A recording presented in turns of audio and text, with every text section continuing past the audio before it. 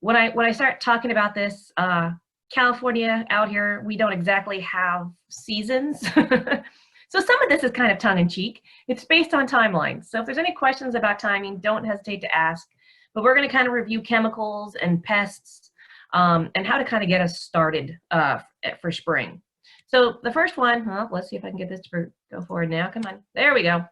These are the chemicals we're going to be using now to prepare for spring. So these applications should be happening right now. And the one I'm going to talk about first is the Shortstop. Some of you guys are probably familiar with this one. It's the plant growth regulator. The active ingredient is paclobutrazol. It's designed to reduce growth. It basically shortens the internode lengths.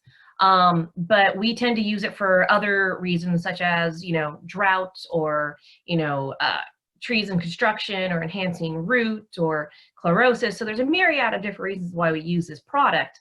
But the trick, the way this actually designs to work is the tree is taking it up out of the soil, and what it's doing is it's communicating with the different apical meristems.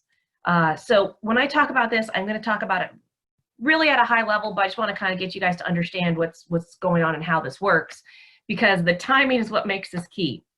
So we have to get this into the plant material while the tree is still uptaking and communicating out to these branches and these branch tips.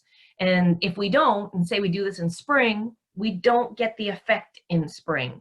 So you kind of miss that window of opportunity. So first what happens is it reduces the gibberellic acid. So that's what causes that less elongation. And then second, it increases the abscisic acid, which is basically the hormone that gets trees communicating to protect itself. So that results in things like the thicker leaves, more chlorophyll, fibrous roots, more defense compounds. But really the way I show it best to break it down is this is how a tree would normally use its energy. Most of it's being put into the shoot growth. Some of it's being put into reproduction, root growth, defense, and then a little bit into storage. But once we put in the paclobutrazol, the Shortstop product, it changes how the tree is going to react and communicate with itself. It's going to reduce that shoot growth and then put its energy into reproductive structures, fine root growth, defense compounds, and a little bit more in storage. But that being said, you don't want to mistake this plant growth regulator with an anti-fruiting plant growth regulator. Because as you can see here, we get more reproductive structures. So that's not great if you're trying to get rid of those little prickly balls on liquid ambers. You're actually going to get more of them. So keep that in mind when using this product. When is it a benefit? It's a benefit when we're working with crepe myrtles, right? Everybody wants more flowers on their crepe myrtles. So with using this, you actually see more flowers. But the whole idea behind it is they originally created it for growth regulation. They were just trying to hold back the canopies so we do less pruning. I honestly have very few tree companies or applicators who use this product for pruning reduction. They will usually still prune, because the way this chemical is designed to work is it lasts in the tree for 2 years. The first year you see about a 40% reduction in canopy, and then the second year you kind of see that 100% stop. And then the third year it starts to grow again. So if you're on a 3-year pruning cycle, it still works in there. It just makes less pruning on the back end. So when you go back in year 3 to do your pruning, instead of spending an hour on that tree pruning it, you might spend 30 minutes. So that's kind of how people tend to use it for the pruning and growth regulation aspect. But we mainly use it for other aspects, such as reducing diameter growth. People don't necessarily realize this, but when we actually hold back the growth, we're actually holding back diameter growth as well. So that plays a role when we're dealing with these wonderful tree rings that nobody actually breaks away, so the tree eventually grows into them. And unfortunately, it will eventually girdle and kill the tree. So you finally get this big mature city tree and it finally dies out because it girdles itself. But the funny part is we see this a lot. People planting or have a mature tree they want to save, and then they put a deck around it or a house around it. It's kind of crazy. And we always really try and get people not to do that, but it's an uphill battle. But by using Shortstop, we can actually get them to reduce growth. And funny, who best to reduce growth on diameter but the treehouse masters? So it's just another way to use this product that people aren't necessarily thinking about. And so in preparation for spring, you really want to get this down to get the trees fortified for I know it's supposed to be a La Nina year. We're supposed to have lots of rain, but let's prepare now, because if we don't get lots of rain, we are going to be really bad off. I mean, technically, our trees are still drought stressed from the big last drought we had that started in 2011. Those trees have never gotten out of that drought. I know if you look at the drought monitor, it says Southern California's out of drought, Northern California is still in a drought. Talk to the trees. They'll all tell you they are still in drought. So by all means, we tend to use this product for drought reasons. And part of it is because the leaves actually get a little bit smaller, the cuticle gets thicker, and we're actually better growing for their fine hair roots. That actually helps them go out and find more water. So that being said, we put this down in usually summer and fall, so that way these trees will have the effects when they leaf out come spring. So you can't put it down in spring and expect to get the results. It's just not how this tree communicates. So if you're going to be working with particular diseases such as Cytospora canker, here the Morton Arboretum did their research on blue spruce, but here in California, we do it on Cytospora canker on redwood trees. So keep that in mind. Right now, it's when our water is gonna hopefully be coming soon. And we have to really kind of use this time to best prepare our trees for the following year's spring, summer, and fall. And when I talk about that, I talk about watering a lot, because our trees don't have enough water. And we really should not be watering our trees in summer. That unfortunately is just not the standard rain pattern we get. So we need to supplement water in winter to really penetrate and get deep, good moisture on these trees during the winter. So a lot of times when I talk about this, I talk about doing these treatments for fungal infections, but mainly for drought resistance. And you'll find that by doing this for the drought, the tree is going to overall be healthier. But then when we get those smaller, thicker leaves, we don't get those fungal diseases penetrating as badly. So we see drastic improvement when it comes to things like sycamore anthracnose and rusts and things of that nature. We also see it on powdery mildew as well. But you can see these are trees, you know, before and after, and you can just see how you can see that glossiness to that leaf. That's that thickened cuticle layer that's really making it more difficult for those fungal spores to really get in there and penetrate and adhere. So for all you guys out there who deal with sycamore trees, we all know that they have their anthracnose problem. They usually look awful. This is a really easy way to do a soil drench and mitigate half the issue come spring. So that's why I talk about doing this now for spring. We're preparing for spring. We know we have an issue with this, and this is something we can do now when things are a little bit slower, before our weather hits us and we start having to do winter weather work and cleanup. And this allows us to get ahead of it. But the reason why we have to get ahead of it is because we have to get it in for the tree to react while it's still communicating in fall before it starts leafing out come spring. So we use it a lot for chlorosis as well.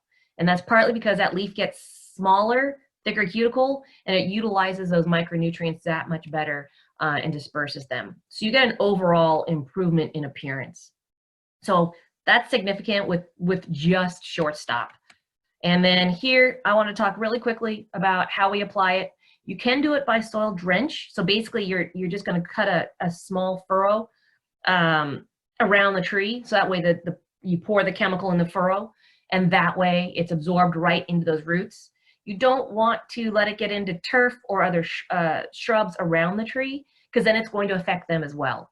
So the other way you can do it, which works very well, is soil injection, where you're actually injecting the chemical down into the soil, down into the root zone. But again, you can see we stay pretty close to the tree. We don't want to get too far out. We're not trying to distribute this all the way out through the drip line. We want to keep this actually pretty close to the tree itself to make sure the tree is the one getting the product. And the other thing I want to mention is this is tree specific. So that being said, you have to use this, what we lovingly call as our ready to use rate chart. I call it a cheat sheet. And you have to look to see where your tree falls. So, you know, for instance, our cypress, Japanese maples, they fall in the 75 mil per diameter inch rate. Whereas you get into your elms, they're in the 100 mils. You get into your live oaks, they're in the 125. You get into your sycamores, 200. So it does vary by tree species. And so the trick with this one is look at the chart. It's a very kind of self-explanatory chart. You put down that amount of ready-to-use product, and you only have to do it once every 2 years, and you're going to be able to help mitigate drought effects, chlorosis effects, fungal infections, and it's just one of those things that for overall tree health right now, this is one of the things that we're using on a constant basis. So if you have any questions about this one in particular, let me know. But like I said, we are coming to the end of the window for the opportunity to be applying this one. Pretty much, if you don't have this down by the time your tree starts dropping the majority of its leaves, it's not going to give you the effect for spring. So you got a couple weeks left to really be working on this one and getting down on any troubled trees you might have. The other product I want to talk about for preparing for spring is NAX. So NAX is a salt flush. So what we're doing with this is any place where we have high pH soils, high pH water, reclaimed water, any place where we run into high salts, we're doing this right now in order to clear the salts for spring. And the reason why we do this is partly because we're utilizing the rain. This has to be done as a soil drench because it's a pretty high dose rate. But the reason is you have to literally get this into the soil profile. So NAX is basically a calcium flush. So the only thing that holds tighter to a soil colloid than sodium is calcium. So what we do is we bombard the soil with calcium, it knocks the sodium off that soil colloid, and then it's allowed to flush through the soil. And where we run into a lot of issues, especially if it's reclaimed water, people don't have access to potable water to really flush this through and get the salts out. So that's why we say winter is one of the best times to do this. Do your drench application going into winter, going into our rain, and then let the rain help continue to flush this through your landscapes. But this is a great way to drop your sodium levels, especially on the porous, really sensitive conifers and redwood trees. So I always recommend the soil test before, just so you know where your jumping off point is. Do the salt flush.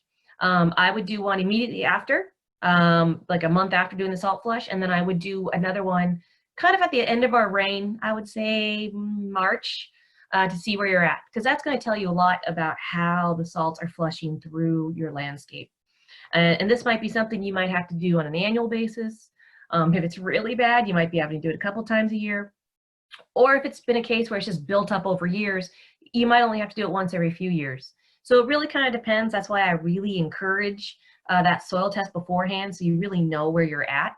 A lot of your chemical supply companies have the ability to get soil tests done for you, and I believe they're relatively inexpensive. I think one of the local ones here was $35. And so it took a couple weeks though, so just fair warning, it's not, you're not getting it tomorrow. But it's just a great way to do it. But like I said, this is another one of those chemicals that I put down now in preparation for spring, because I want to utilize that rain that we are hopefully going to get to really help wash this down through the soil profile. And like I said, it's an easy soil drench, no special equipment required, just maybe that soil test. All right, so let's get into how we treat for chlorosis for trees coming up in spring. And here's the thing, I don't like to treat trees for chlorosis in spring. These are a couple of products that we tend to use. Our PHOSPHO-JET FE, that one is just micronutrients, whereas the PHOSPHO-JET MG, that is actually macronutrients and micronutrients. It's a very small level of macronutrients, but it does have that in there. And PHOSPHO-JET, though it's called PHOSPHO-JET, is labeled for hardwoods as well. So if you want to use it on a hardwood, by all means, you can. But the reason why I talk about doing this in spring is it is a very, very tight window when you do it in spring. And here's the reason. We're putting these chemicals in concentrate, right? So if there's no leaf tissue or very minimal leaf tissue, and all of a sudden all this chemical races out to that leaf tissue, we can sometimes see marginal leaf burn, scorching. I've actually seen one instance where they did overdose, but unfortunately they'd kind of done it on purpose. They had missed their anthracnose spray that they were doing, and so they went ahead and did a very high dose of micronutrients and blew every last leaf off that tree. And then they came out and did their anthracnose spray and it leafed out beautiful and green. I was like, oh, no, you did not do that. That is off label, not the intended purpose. But that is what can incidentally happen in early spring. So like for instance, in this photo here, the tree on the left was injected and the one on the right was not. But it was injected right at bud expansion. I could not yet see any new little baby leaves starting to pop open. So when this tree leafed out, it leafed out green and healthy. It didn't get that race of chemical out to the new leaves and cause any scorching. Unlike this instance right here, where this was done right after leaf out, the tree had leafed out, very chlorotic. They went out and they did an application. And unfortunately, it was just too high of dose of micronutrients. It raced out to the leaves and you get this kind of purplish mottling almost. Sometimes you get marginal leaf burn. So always wait until the tree, if you're going to do it after spring, wait until that leaf tissue has actually hardened off, that cuticle layer has formed, and you won't run into this issue. The only times I've seen this still happen is when you have a severely chlorotic tree, and there is no cuticle layer forming because it is just bright yellow and actually starting to get sun scald on the leaves or sun scorch on the leaves because they are so tender. You'll still see that with the micronutrients. So whenever I talk about doing these, I recommend doing it in the fall. It works great, or late summer. And it's amazing the greening up effect you can get with just the one application. And it usually lasts a couple years. But the trick with this one is micronutrients are the key for trees. It's kind of like us and vitamins, right? We take our vitamins, we stay healthy. We need food to survive. Well, it's kind of the same way with trees. The macronutrients, yes, help them grow, but they need the micronutrients to be healthy and fight off disease and pests. And so if they're lacking their micronutrients, they don't have that ability to protect themselves against disease and pest. And so again, fall application, following spring, it's amazing what you can do giving them their, what we like to recall the laws of minimums. So whatever is the most depleted nutrient, when you bump that up, it's amazing, you know, how much result you can get. Then till you get to the next minimum, right? And so that way you can really get trees recovering very quickly. So this was over a 2-year period. Same situation, injected in fall, so you can see the trees already starting to abort its leaves for fall. But when it starts to leaf out, it's leafing out green and it's filling itself out. So keep that in mind when we're doing our applications. If you want that green, healthy tree for spring, by all means, do your injections now with your micronutrients. Gives them that chance to really circulate throughout the tree and then leaf out without having any issue of potential leaf burn come spring. And then kind of the same with our palm jet, same idea. Only difference is when we're treating for palms, we want to make sure we're doing it in cooler temperatures. Because you got to think about a palm, right? They have only a few fronds up top. So that chemical is going to race up out to the fronds. And it's one of those situations where if it's high temperatures and you got chemical racing out to those new fronds, you're going to run into the possibility of getting that phytotoxicity.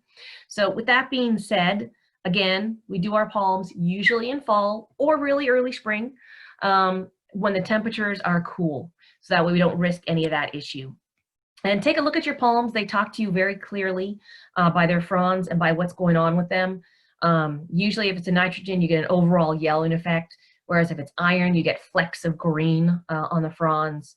Manganese, you get kind of like a burning effect. They'll like to call that frizzle top effect. And then boron, unfortunately, deficiency looks a lot like the toxicity. So sometimes you have to do the soil test to really find out what's going on. And I just saw a great example of what looked like boron toxicity or deficiency was actually herbicide damage. So keep your eyes open out there. With people using less Roundup, we're seeing a lot more alternative being used on the market. And unfortunately, these alternatives are really affecting our trees. I would say at this point, I'm probably getting at least 1 call a week of tree damage due to herbicides. And keep in mind, I think you guys might all remember Imprellis, right? Imprellis was the one that killed all those trees back east. Well, though Imprellis is no longer on the market, its active ingredient, the ACP, is still on the market, and it's being used in a couple different herbicides out there. I think one's called Method, the other one's called Perspective. But watch out for it because it is still toxic to trees. And we're seeing a lot of decline in our poor trees because everyone using herbicides they're not familiar with and using them way too close to trees. So that being said, make sure you pay attention to what's being used in the landscape. Anytime you see a tree declining or having issues, always ask what else is being applied on that site. So the other thing I want to talk about with palms is if you happen to have a leaning palm, and I don't mean the one where we all want to be on vacation right now, I mean the one where the top of the palm itself is starting to lean over. This is the most drastic example I could give, but it was perfect. And what happens is that's a nutrient issue with palms. That's how they show they're not getting the nutrients they need. I was up in the city of Fairfield and they had this beautiful palm-lined street. And unfortunately, you could see the tops of most of the palms just starting to bend. And I was like, wow, you have a nutrient issue. And sure enough, went out, started doing some applications, palms all just started straightening up. So it's a very clear indicator on your palms to get them healthy and growing upright. So micronutrients and nutrients are key for our palm trees and their health. Okay, so the last thing I'm going to talk about for just nutrients is the Nutriroot. This is the one you guys have heard me talk about for years, and we keep using it more and more. And it's partly because we started using this product as tree transplants. That's what we kind of designed it for. It's got, kelp for the cytokinins to promote root growth. It's got the humates and humectants to help hold that water in the root zone. It's got the micronutrients and everything. And so we had intended, you plant your tree, you put this around, it helps it establish. Well, the irony is in our big drought, we just started using it everywhere. We started using landscapes, mature trees, and it's amazing how much adding in the kelp and the cytokinins and helping the rooting, it really improves tree health. So a lot of times on our drought-stressed trees, if you're going to take the time to water, I always include this product because one, the humates and humectants help hold that water in the root zone, but two, it also fortifies them with the micronutrients they need. So if you have any questions on this one, let me know, but it's definitely a good product to use whenever you're watering your trees. All right, let's get into the pests and diseases that we are kind of preparing for spring. Some of these we actually treat for now because spring is kind of a difficult time to do it. And then some of them are very much get yourself ready. It's an early spring application. So let's first talk about Anthracnose. So Anthracnose is one of those things that we prefer to treat now. It's better to treat now. But if you miss the treating now, then technically you can treat in spring. So with that being said, I'll talk first about sycamore anthracnose because that's probably most common. We tend to use the PHOSPHO-JET, and we do that partly because it also works on bot canker, and we see a lot of bot canker as well as anthracnose in our sycamore trees. But pretty much every other type of anthracnose, whether it's elm anthracnose, ash anthracnose, oak anthracnose, we tend to use the propofol. PHOSPHO-JET we pretty much only use on anthracnose on western sycamores in the fall. If you kind of miss your timing of fall, then you can go early spring and use the propofol. You will see a little bit of breakthrough, but overall you'll definitely see a drastic improvement. But best application is to do either one of these products in fall. If you have to do it in spring, do it in early spring, do it with the propofol. But if any of you guys have worked with the propofol before, you know it's our thickest product. And trying to get propofol into a tree in early spring when it's just starting to move its vascular tissue can be very, very difficult. So just know your applicator may curse your name if you have them doing hundreds of these trees. So try and plan ahead. Do it now if you can. But for the best result, you kind of want to get it done before Thanksgiving. That's kind of what we call fall. Fall is any time after the temperature breaks in summer to pretty much about Thanksgiving. We call that fall because that will give us enough time for those trees to really circulate the product, get it all distributed, get the tree prepped and ready for when it's going to leaf out come spring. So that being said, fall is best. If you have to do spring, use the propofol, get it as early as possible, and know the handheld quick jet is not going to be your friend for doing it. Okay, the other one that we tend to do fall through spring is sudden oak death. And I know that's not out there everywhere for everyone, but we always want to treat all of our oak trees in fall. Doesn't matter what you're doing. We tend not to want to touch our oak trees until October 1st. Then we start doing our treatments for sudden oak death twig beetle, or all the myriad different pests and diseases that are now getting into our oak trees. And that's partly because that's when their water is moving, they're moving their vascular tissue again. They like their summer dormancy, and we shouldn't disrupt them during their summer dormancy.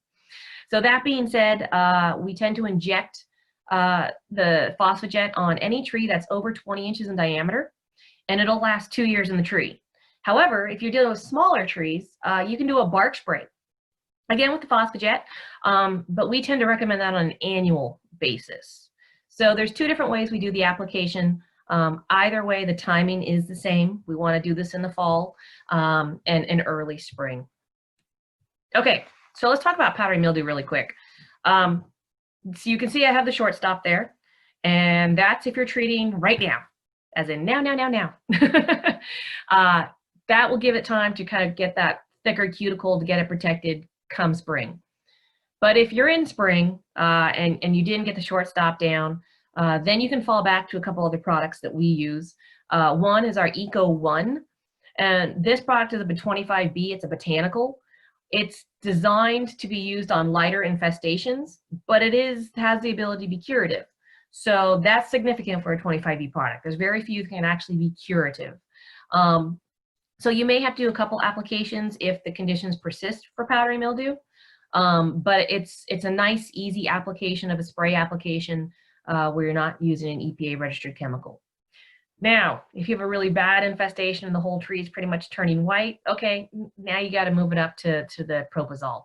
Got to get to that actual synthetic chemical there to combat it. So again, it's a spray. So if you can avoid doing the spray applications, we all know, by all means, try to avoid it. We know how public perception is nowadays. So if you can, do the Shortstop in the fall and mitigate that issue before it even starts come spring. Okay, let's get into some of the pests. And so we all mainly treat for aphids in spring. So we do our soil drenches of imidacloprid, and usually that kind of fortifies us and gets us through. But the problem is spring is our busiest time, right? So I always try and say, preparing for spring, get some of these applications out of the way. Do them now if you can. So for instance, if you have that one customer you know every year calls about aphids, and it's usually because, yes, you're treating their tree, but the neighbor tree is always infested and always reinfest theirs. Yeah, we have those residential battles on a regular basis. So we tend to say, you know, treat in the fall if you can on those properties where you know it's an issue. Alleviate some of your work come spring. So with that being said, we tend to say use the imidacloprid products. Those work best for treating in fall. However, if you have to do a spring treatment, that's when we tend to say go ahead and you can use the ACE-JET or the azosol. So ACE-JET's incredibly fast acting. It'll knock that pest right out of the tree within 24 to 48 hours. But it's got a really short residual. So odds are if that neighbor's tree is still infested, it's just going to reinfest your tree again that year. So that being said, we always say piggyback the products. Inject your ACE-JET first so it can race ahead through the tree, knock the pest back, and then inject the imidacloprid right behind it so you get that year-long protection on that chemical. All right, and mites. So I always talk about these guys in tandem right after each other because a lot of times if someone says they're treating for aphids and they still have honeydew being produced and they don't see any scale on the tree, odds are they have mites. Because my guess is they've probably been using imidacloprid for quite some time, and unfortunately mites are not affected by imidacloprid. That being said, you might have no other sucking piercing pests on that property, but you'll have a massive mite infestation. And so it's kind of interesting because I can walk properties and just tell if someone's been using a lot of imidacloprid because there are just mites everywhere. And this past year has been especially bad for mites. So unless we get a really, really good winter, my guess is we're going to continue to have a bit of a mite problem going into next year. So when I talk about treating for these, you can do them in spring or you can do it in fall. If you're doing it in fall, use the triage product lines. That what lasts 2 years in the tree, but you get it in advance, and this chemical needs a good 5 weeks to circulate throughout the tree. So that's why we do it now. Do it now so it has all winter to circulate. Come spring, pests start feeding, chemicals there, they're knocked out. If you wait until spring, then you pretty much have to do the leader with the ACE-JET. You got to put that ACE-JET in first so it can race ahead and knock the pests out. You can follow it with the triage and then protect it for a couple years. But the whole idea is Doing it in the fall means you can protect those trees and not have to worry about it come spring or for a couple years. So that's why I said, get yourself ready, get ahead of it. You know where this pest has been showing up this year, get those trees treated, and you won't have to worry about it come spring. This one I say treat now because spring is just not a good time to treat it. So it's one of those catch-22s when it comes to our eucalyptus trees. It's great in the fact that all of our pests can be controlled with imidacloprid. It's bad because imidacloprid has the bee box label on it, and we can't do it when trees are in flower, which means that is a distinct problem come spring because our eucalyptus trees don't tend to have a good set flowering schedule, which means it can really mess with your schedule when application timing needs to take place. So I say do it in the fall. Just take the eucalyptus trees out of your list of spring applications, get it done in fall. You'll be protected for that year with the imidacloprid, and you won't have to worry about timing with flowering, and you'll take out the Lerp psyllids, the bronzing bugs, the tortoise beetles, and the eucalyptus longhorn borer all in one fell swoop. So by all means, if you do have to wait until spring, just know you should probably have ACE-JET in that chemical cupboard of yours. Because again, it's going to be one of those situations where you're going to want to lead with ACE-JET and then follow with the imidacloprid. Okay, so this is the other one, that it's a fall treatment for spring issues. And yes, you can do it in spring. Again, it's that same idea. We're leading with that ACE-JET. We're going to knock the pests out with the ACE-JET, and we're going to follow it with the triage. But if you can get ahead of it now in fall, just use the triage. That way it gives the chemical plenty of time to circulate through the tree. So when those pests do show up, they start feeding on the leaves and they're immediately eliminated. The one thing I do want to say with the timing with these two, the one on the left, the oakworm, that one usually has 2 life cycles. If it's a really bad year, sometimes we've actually seen 3. Those poor work trees, they can't hardly handle that one. But the tussock moth really only has 1 life cycle. But what makes this one so much more difficult is the fact that those fine hairs are actually quite an allergen issue. A lot of people are allergic to it. So when this shows up in public venues, parks, places of that nature, that's our bigger issue with those guys than necessarily the defoliating of the tree, since they only do have 1 life cycle. They're not quite as detrimental as what we see with the oakworm. But like I said, go ahead, do it in the fall. And if you don't get the call until spring when the customer sees all these worms and caterpillars everywhere, then by all means, do it in the spring when you see it. Do the ACE-JET. They'll start raining out of the tree. Just fair warning, put on a jacket with a hood, because that jacket with the hood is going to protect you from those worms falling out of the tree as you follow around that ACE-JET with triage. Been there. It's not fun. Wear a hood. Okay, so let's talk about the bark beetles. Our biggest offender is the western pine beetle. This is one of those things where this pest has been flying earlier and earlier. So normally we didn't worry about this pest until like mid-June. It'd fly from mid-June through August. Well, now, unfortunately, this past year, we saw it flying as early as the 2nd week of February. So for our spring application, that means we have to be out there 5 weeks prior to the 2nd week of February. So Happy New Year. You're out there doing tree injections on trees that don't want to take product. With that being said, try and move your applications to fall. It's one of those things, if you do it now in fall, the tree's still uptaking, you can get the product in, but it gives that tree plenty of time to circulate it to get it actually there. So when the beetle does start flying, they immediately get the chemical and we're not letting them establish. There's a chance with this predicted La Nina that we are going to have a warmer spring and possibly an earlier spring. If that's the case, then again, we probably really are going to see that very early flight of the bark beetles. And if you do wait until spring to do the applications on these, just know that, that chemical takes about 5 weeks to circulate through the tree. And so for those 5 weeks, your tree is going to be somewhat unprotected. So you may want to consider doing a bark spray of a pyrethroid or something at the same time as the injection. So that way, while that chemical is lasting on the trunk, the chemical inside the tree is moving. But if you want to save costs and time, just do a fall application. Same with the IPS Engraver Beetle. This guy, I've found in moderate climates such as ours, we'll still see them even active in the winter months, especially in Southern California. So we don't really get to see these guys shut down during the winter as much. So when it comes to these particular pests, as soon as you see any signs or symptoms, whether it's the pitch tubes or maybe a little frass or a dead branch here or there, or maybe it's the whole top of the tree is dead, by all means, get on the application as soon as possible. But because I lump them in with all the other bark beetles, I say do it in fall, because at least that gives people a timeline of when to be thinking about doing it and protecting their trees. But if you do happen to see it at any point in time of the year, definitely treat immediately. You don't really want to wait on this one.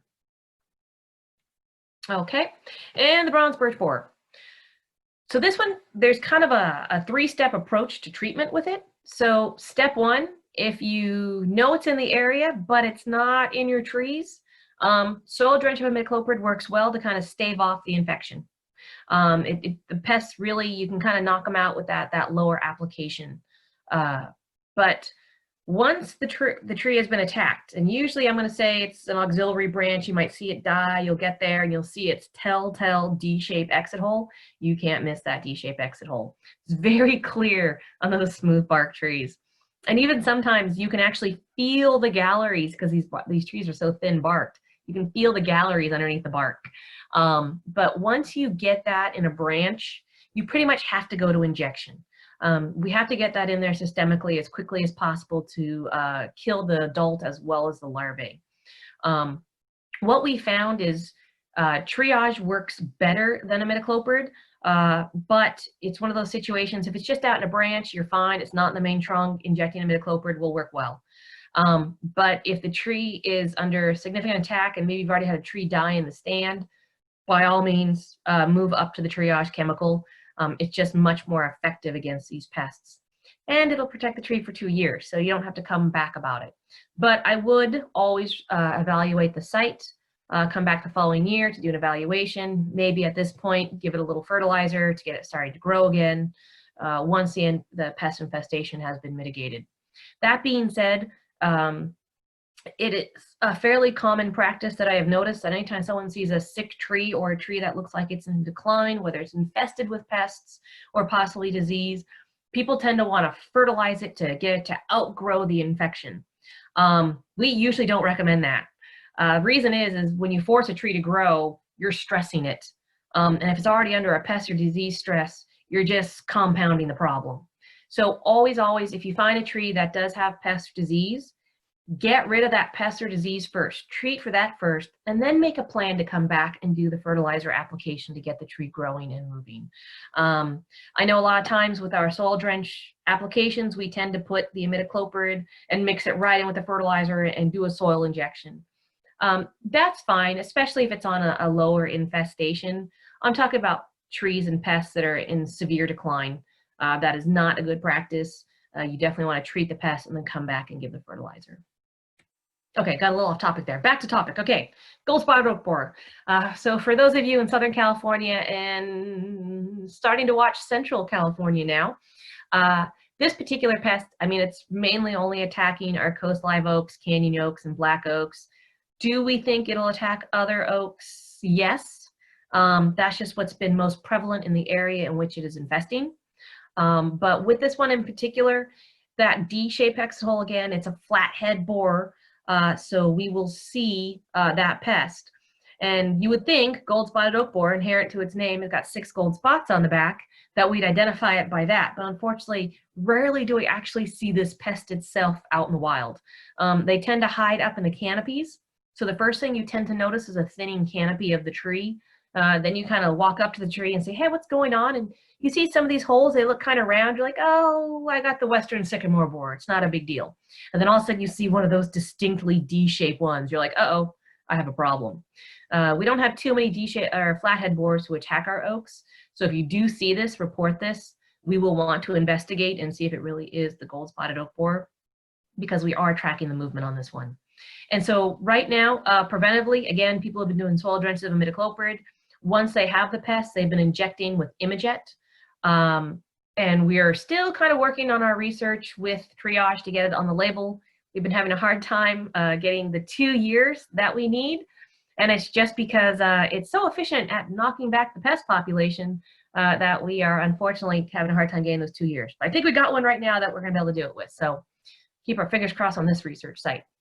So again, treating anytime our oak trees, we want to be doing it in fall and early spring. We don't really want to be treating them in late spring or summer. All right, and this is another one. So let's get into the palms for a quick second here. Black diamond scale. First of all, I know we call it a scale, but it's actually a fungal infection. So I can't tell you how many times someone said, oh yeah, I tried imidacloprid on it. It didn't work. I'm like, nope, not going to. It's our own fault for naming it black diamond scale. It makes it a complete misnomer. But the bad part is it's an accurate description, because that fungal spore there kind of looks like a scale. So that being said, realize it's a fungus. An injection of phosphorus in the fall works best. It goes out to the new fronds. The new fronds come out clean, and the old fronds don't reinfest the new fronds. So don't go cutting those off because they're unsightly or you think they're going to infest the other ones. Wait until those old fronds drop past that 45, and then you can go ahead and cut them off. But until then, they're still feeding nutrients back to the new fronds. So if you cut them off too soon, you're going to starve the palm tree. It's going to have a harder time recovering. And actually, a lot of times, that's where I see a lot of my leaning palms. It's because someone has gone in trying to prune out the infection, and they're just starving the palm. The palm just starts leaning and fading, and it still has black diamond scale. And so it's very simple. We do the injection of phosphorus in the fall. I have seen attempts at bark soil drenches, not as effective. We need that high dose of phosphorus in there in order to really mitigate the issue. And then again, remember how I was saying, we don't really want to fertilize right at the time. We want to really knock out that pest population and then fertilize, get that palm tree straightening back up. We just don't really want to do it at the exact same time. So that's how we treat for black diamond scale. And then, of course, I'm going to talk about fusarium, because this is one of our challenges we all have. And the sad part is now we're seeing it in our fan palms just as much as we're seeing it in our canaries. So that being said, it still has that same way of doing dieback, in the fact that you kind of get this dying down one side around the tip and back. Same on the fan palms. It starts on one side of the frond and goes around. With this one, it's kind of a tricky one to treat. So we start with phosphorus in the fall, and then we move into the following year of propofol. So this was the first step. You can see right there, ones on the right did not get treated, the ones on the left did. And so we do the phosphorus, fortifies the palm. You can see the palm still shows signs of the infection, right? We're not curing it, we're just suppressing it. So step one, fortify the palm with the phosphorus in fall. Come spring, put in the nutrients. Get those nutrients, push and force growth. That way we kind of get the palm outgrowing the disease. And then the following fall, we inject in the propofol, because now we're combating it with two different fungicides, right? And then again, following spring, push with the nutrients. And you're going to be able to maintain these palm trees. And by doing this with trunk injection, we can reuse some of those injection sites. So that's the nice part. Problem with palms is they don't heal themselves, so that injection site's always going to be there. So put it in a discrete location, low on the tree, not right in eye line of where people are walking. But then you'd be able to come back and reuse that site multiple times. All right. So the last one I kind of want to talk about, because this one is not really preparing for spring. We treat for this one in spring. But the thing is, we treat for it in early spring. So start thinking about it now. Get everything booked and ready for it now. It's the fire blight issue. So fire blight we mainly see in our pear trees, right? We can see it in apples and other types of trees, but we mainly treat for fire blight in our pear trees. And what it looks like is you get that dead branch, the leaves hang on it, kind of gets a bit of a crook to it. And if you look back, you can use the death and dieback on the branch itself. So with that being said, step one in fall, prune out all the dead you can. And the reason is because if you suppress the disease once the tree is pruned out and cleaned, you don't get more death and dieback. So you don't have to keep pruning the dead out. But if you don't prune it out and you treat the tree and the customer says, hey, I still see dead in my tree, come next spring, you're like, well, that was last year's. They don't always differentiate. So by all means, prune out the dead. And then come spring, when the tree's starting to wake up, you're getting the bud expansion, you're getting the flowering, go ahead and inject your chemical at that point in time. It's gonna last in the tree for about 4 months. and it's going to protect that tree and suppress the disease while the disease is active. And the nice part about this particular disease, it's only active in our cool months. So once we get out into, say, May, or in some places even April, where we get warmer, that disease goes dormant. So if you ever think you happen to see fire blight out in like June or July, just know it's not fire blight. Odds are it's Botryosphaeria canker. Bot canker looks very similar to fire blight, but it comes out in the warm temperatures. So that's our easy way to distinguish the two. So with that being said, you can actually maintain your pear trees, but this is only a suppression. So you have to keep coming back and doing it every year. So keep that in mind when working with this. So there are a number of oxytetracycline products on the market. Ours is one of the only actual water-soluble ones. So it's not activated until you mix it with the water. So if you notice, our packaging doesn't have any sort of expiration dates or anything like that on it. So if you do buy some, you can store it through the year. Just be careful. It does want to pull moisture out of the air. So make sure your lid's on tight, or put a Ziploc bag or something just to make sure that moisture doesn't get into it, because it will just turn it into a clump if you let moisture get to it. And again, this label is not for food bearing trees. This is just for ornamentals. So kind of keep that in mind. So that's my little thing about planning and preparing for treating for fire blight. It's early, guys, and I have a feeling this year it's going to possibly be even earlier. We might be looking at second week of January applications this year. And I know a lot of us tend to schedule them out in, February. So keep that in mind. Watch what our spring's going to be doing. If it's going to be a warm spring, by all means, go ahead and get your application timing moved up. And the last thing I want to close with in the last couple of minutes I have here is watering. Especially with something like Arbor-OTC, you have to make sure that tree has water. So like this year, we were kind of late in getting our rain. You might have done your injection, because we kind of warmed up in February, right? In January, but we had no rain. So the trees didn't have any water, so the chemical won't move at that point. So you got to make sure you water that tree to get that chemical moving, especially on something that's on a tight timeline, like oxytetracycline for fire blight. But anytime we're doing any sort of systemic application, water is key. If the tree doesn't have water, it's not going to move the product. So you got to make sure the tree has water. And if you give the tree a little bit of water prior to application, it will make it easier on the applicator. And then if you want to do the main watering in after, that'll work well too. But if you can, and if we look like we're having another light rain year, by all means, start doing your supplemental watering this winter. Get that soaker hose going now. This is when our trees expect to get their rain, their water, their moisture. So by all means, give it to them. That way we get really deep, good water soil penetration. It used to be you could dig down a couple feet and find moisture. Now you dig down a couple feet and you find dry powder. So let's start rebuilding that moisture in our soil profile, so that way our trees can start deep rooting and getting the moisture they need to survive this unfortunate drought event that we have been dealing with now.